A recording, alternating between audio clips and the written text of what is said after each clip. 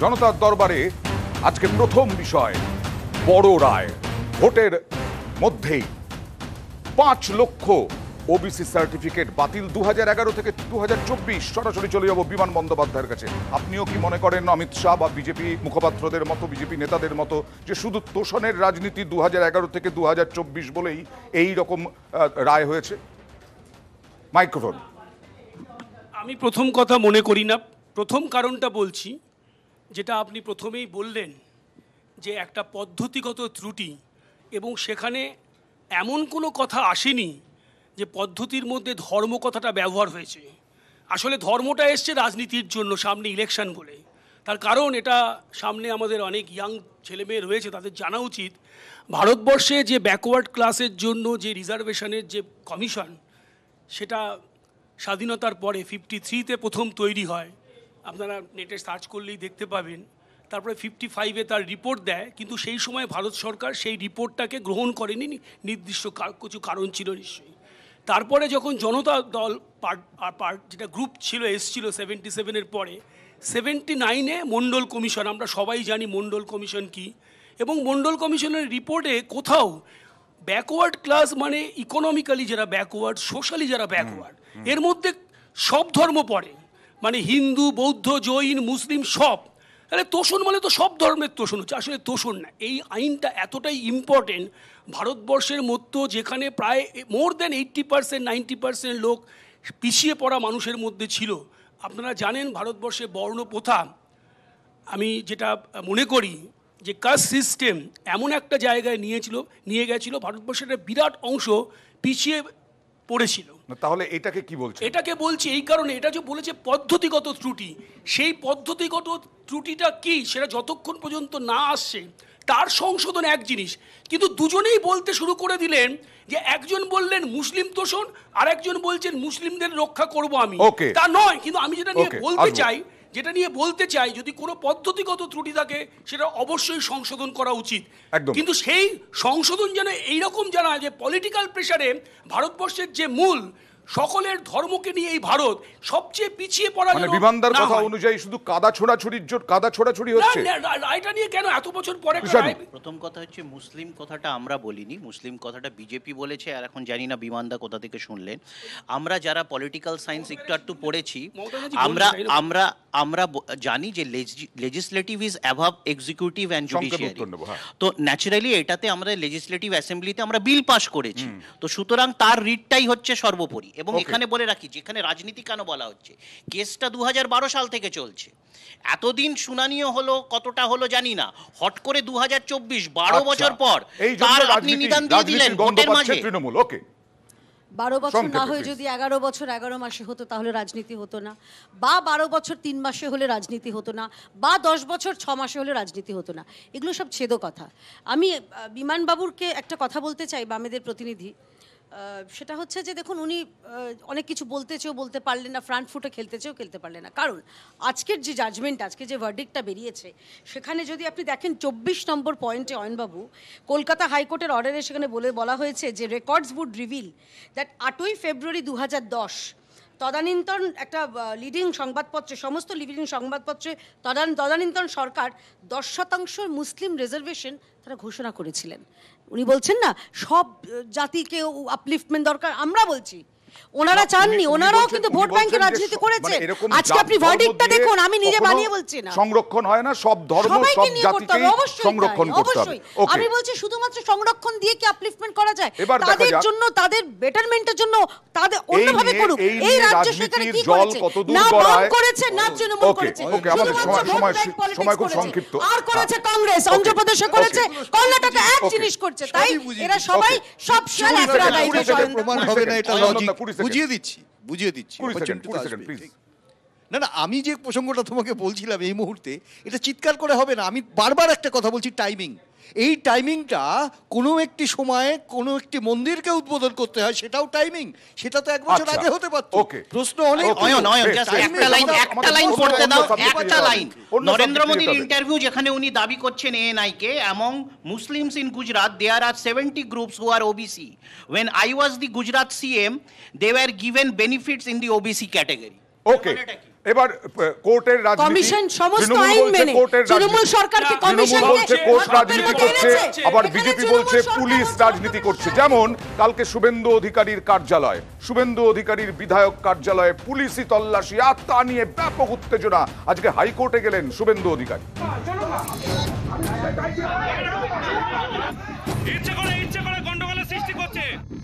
ममता जी हार से जबरदस्त डरी हुई। शुभेंदु दा के घर पर पुलिस ने रेड करी है, रेड करी। अरे ममता दीदी, हम भाजपा वाले हैं, आपकी पुलिस से नहीं डरते। কালকে একটা জায়গায় পুলিশ সার্চ করতে গেছে, কেঁপে কেঁপে উঠছে ভয়ে। পুলিশ কেন এসছে, সার্চ করতে কেন যাবে? বলছে ভিডিওগ্রাফি করতে হবে। তাহলে আমরা এবার থেকে বলে দিই, ইডি সিবিআই যখন আসবে ভিডিওগ্রাফি করতে হবে। শুভেন্দু অধিকারী বিরোধী দলনেতা, তার অফিস পূর্ব মেদিনীপুরের কোলাঘাটে। মঙ্গলবার সন্ধে এখানেই হানা দেয় পুলিশ। এ নিয়ে পূর্ব মেদিনীপুর জেলায় ভোটের আগে হাওয়া গরম। মঙ্গলবার পুলিশি হানা, তখনই প্রতিবাদে সরব হন বিজেপির কর্মীরা। প্রথমে বচসা, মুহূর্তে শুরু হয়ে যায় ধস্তাধস্তি।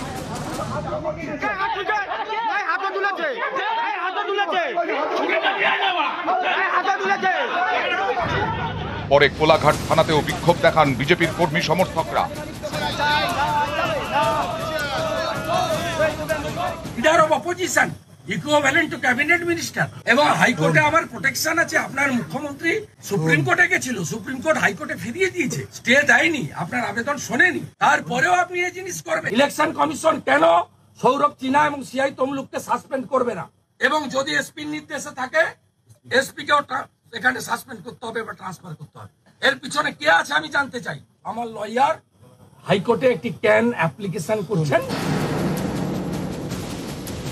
হাইকোর্টে শুভেন্দু অধিকারী অভিযোগ করেছেন, পর্যাপ্ত তথ্য নথি ছাড়াই তল্লাশি চালিয়েছে পুলিশ। শুভেন্দুকে মামলা দায়ের করার অনুমতি দিয়েছেন বিচারপতি জয় সেনগুপ্ত।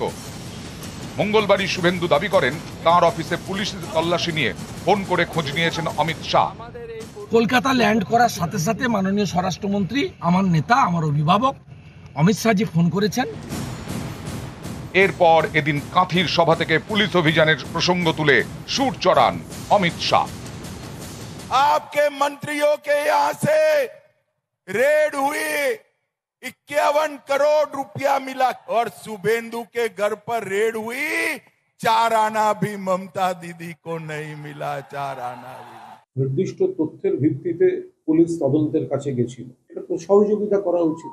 মনে করেন উনি যে ওনার কোনো দোষ নেই বা উনি কোনো কিছুতে জড়িত নন, উনি তদন্তে সহযোগিতা করবেন, হাঙ্কার করার কি? যখন তৃণমূলের নেতাদের বাড়ি বেছে বেছে যখন সিবিআইডি যায়, তখন যে ওনাদের মধ্যে একটা পৈশাচিক উল্লাস দেখা যায়, এখন আর্তনাদ করছেন কেন? যাদের বিরুদ্ধে অভিযোগ তাদের বিরুদ্ধে তো সিবিআইডি বিজেপির নেতাদের বাড়িতে তো যাচ্ছে না, সেখানে গেলেও তো তার থেকে বেশি কিছু বেরোবে। নিউজ 18 বাংলা।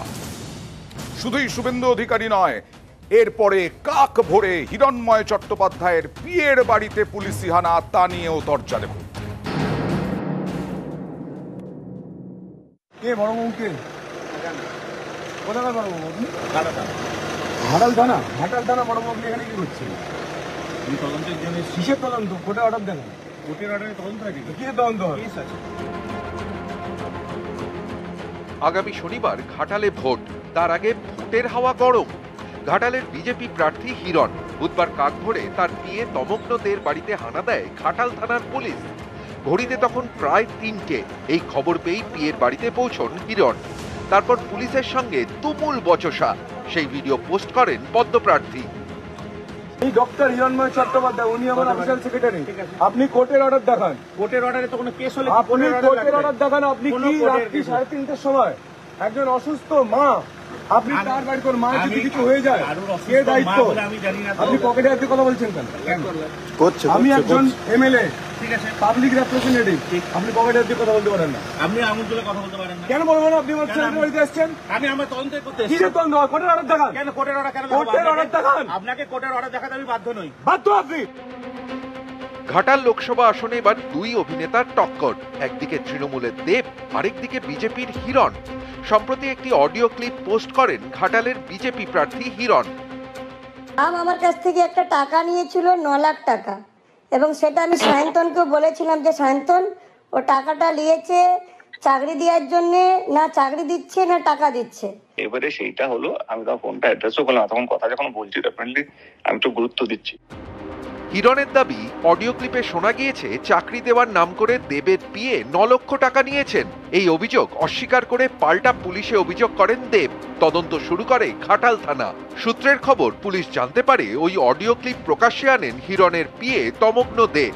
পশ্চিম মেদিনীপুরের খড়গপুরের তালবাগিচায় তার বাড়ি। বুধবার কাকভোরে ঘাটাল থানার ওসি শঙ্খ চট্টোপাধ্যায়ের নেতৃত্বে তমগ্নর বাড়িতে হানা দেয় পুলিশ।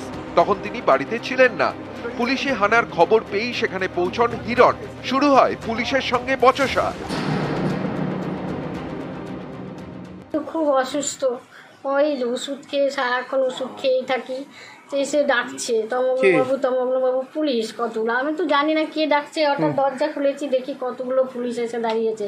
প্রথমে হচ্ছে 2:50 রাত্রি। হ্যাঁ, লাতালাতি করেছে সারা বাড়ি ঘিরে। ওই পাশে জানলা বন্ধ, ওইটাকে খুলে দিয়েছে। একজন লেডিস পুলিশ এসেছিল, সে দরজা খুলতেই হবে বলছে, খুলতেই হবে। কেস নেই, কিছুই নেই, কিছু দেখাচ্ছে না, খালি বলছে না আমরা থাকবো, আমরা ওকে চাই। তাদের উদ্দেশ্য ছিল যে এদের বাড়িতে বন্দুক, বোমা, টাকা, গাঁজা রেখে কেস দিয়ে তাদেরকে অ্যারেস্ট করে নিয়ে চলে যাবে। অমিত শাহকে জানিস, বাংলার মানুষ দেখুক এই অভিনেতা প্রাক্তন সাংসদের যে সৌজন্য বার্তা, রক্তপাতহীন তিনি যে নির্বাচন চান, তিনি যে ন্যায্য নির্বাচন চান, সুষ্ঠু নির্বাচন চান। এই যে তার পুলিশ দেখুন, তিনি পুলিশকে দিয়ে কি কাজ করাচ্ছেন, তার হারমাত বাহিনীকে দিয়ে আমাকে আক্রমণ করছেন। আমার মনে হয় কি জেতার জন্য যেভাবে মিথ্যে প্রচার করছে, কখনো দেবকে খুনি বানিয়ে দিচ্ছে, কখনো দেবকে কখনো ফেক অডিও ভাইরাল করে বলছে না টাকা নিয়েছে বা আমার সহকর্মীরা টাকা নিয়েছে। আর মনে হয় সেইটা কমপ্লেন তো হয়েছে, এফআইআর তো হয়েছে ওর এগেইনস্টে। এই যে আমাকে নিজে ফেক অডিওটা বার করছে, বলছে এফআইআর করা উচিত, সত্যটাকে সামনে আসা উচিত, কিন্তু সেইটাই হয়তো হয়েছে। খড়গপুর থেকে শঙ্কর রায়, নিউজ 18 বাংলা। শুভেন্দুর সুর সপ্তমে, হিরণের সুরও সপ্তমে। আমরা জনতার প্রশ্ন নেব প্রথমেই, তারপরে রাজনৈতিক তর্ক বিতর্ক। কিন্তু এই মুহূর্তে একটা ছোট্ট ব্রেকের সময় হয়ে গেছে। ব্রেকের পরে আমাদের সঙ্গে থাকবেন আর এক তৃণমূল মুখপাত্র এবং বিজেপি প্রার্থী তমলুকের দেবাংশু ভট্টাচার্য। একটা ছোট্ট ব্রেক, তারপরে জনতার তর্ক।